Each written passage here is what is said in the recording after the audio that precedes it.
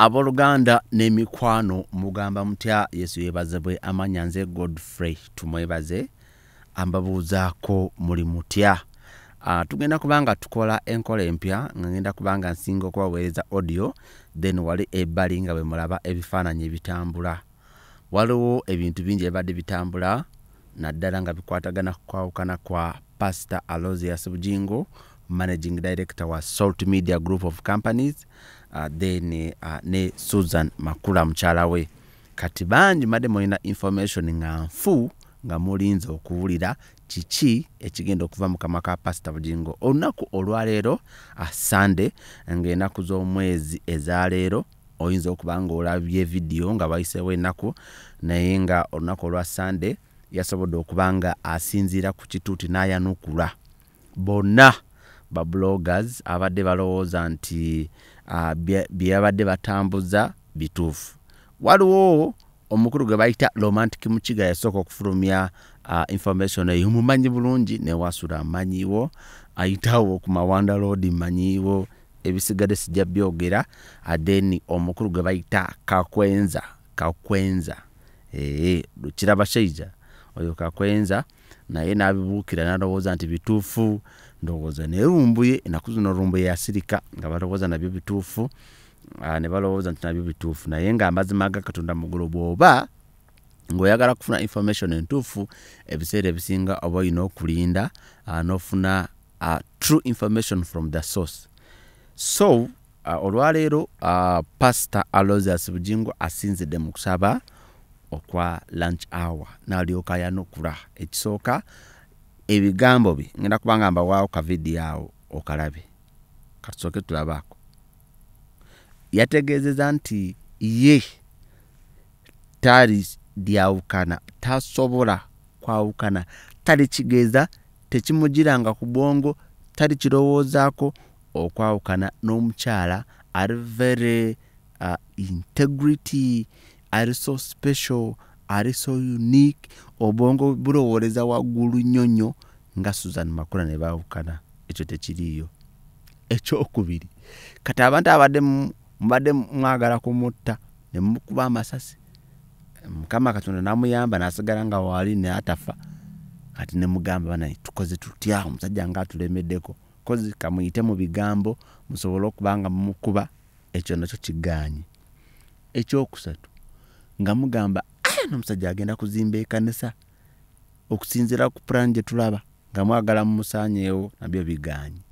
So olwaleero asobodde okubanga abaanukula bulungi nnyo ate ekisinga obukulu ekkanisa oba ekibiina kyonna basobodde okubanga baawo baaniriza information oba amawulire omusumba gabawadde n'ayita omukyala we Susan Makula Bujingo ne basooka bagenda ku kituuti nga boolabaawo gwe tumiddeko kasuku live aho kubuuzizaako tumiddeko mukwano gwange Ibrahim Mukasa ntumiddeko omukulu Oga ntumiddeko omukulu Alan Exclusive ne ba bloggers mwenda abalala mbatumiddeko. So Pastor asobodde okubanga ayita mukyala we ku kituuti wakati mu kusaba kwa Sunday service n'asobola okubanga aclarifying eri eggwanga naye ekibaddewo ne balyoka bakubaawo ennyimba eza bandi ndowooza bandi eyo omukulu agiina ye Misa Kisemakula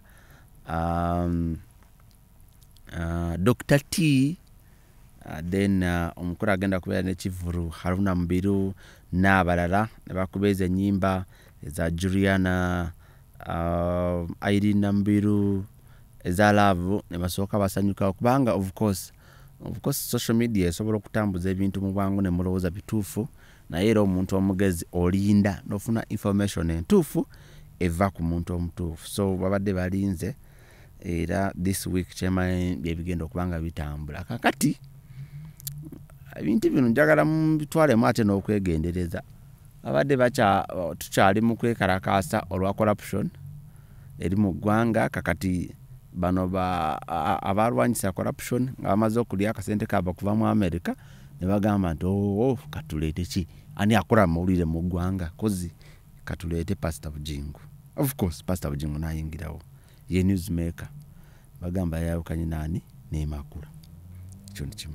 Ekyokubiri ate bagamba akasajja kano nga tukakubye nnyo ne kalemerako ne batandika kuleeta bulipa obukadde bwaba Isma omugenzi mukama muze emirembe bona ne batema mu njiri akati abasiru.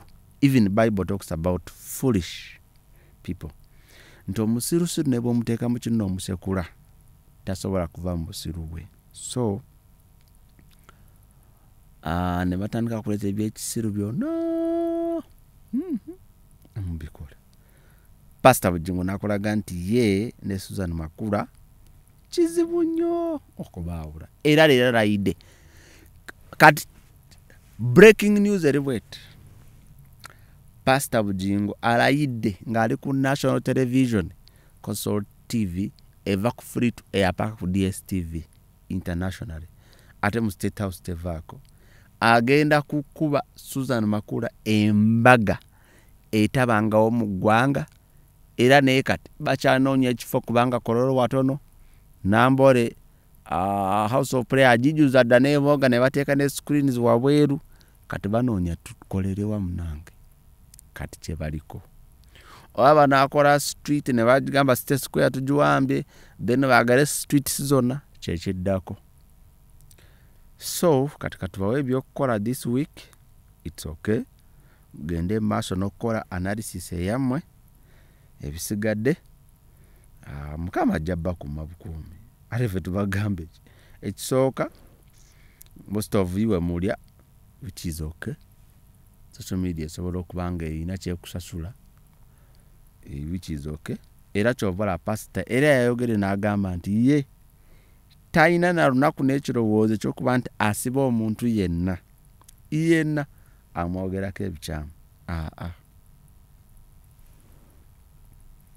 Bwe yogera ebikyamu byo genda mu maaso naye talina birowoozo byakusiba omuntu yenna amwogerako kubanga akimanyi nti woofuna ekyokulya. So this week of course Pastor Bujingu agenda kubanga training ne Susan Makula naye olwaleero abanukudde kati mulinde olunaku lw'embaga era nze alumanyi nze ndumanyi ne venue naye kikulu kiri nti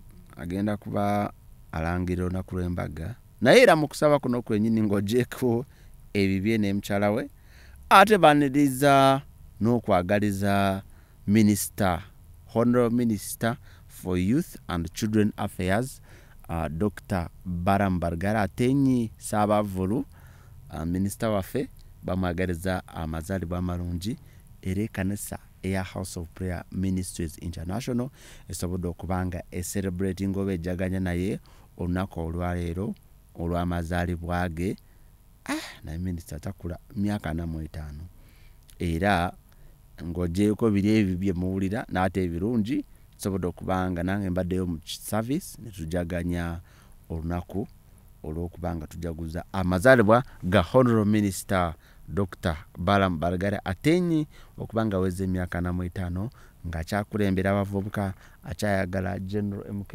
akyayagala ne His Excellency Yoweri Kaguta Museveni.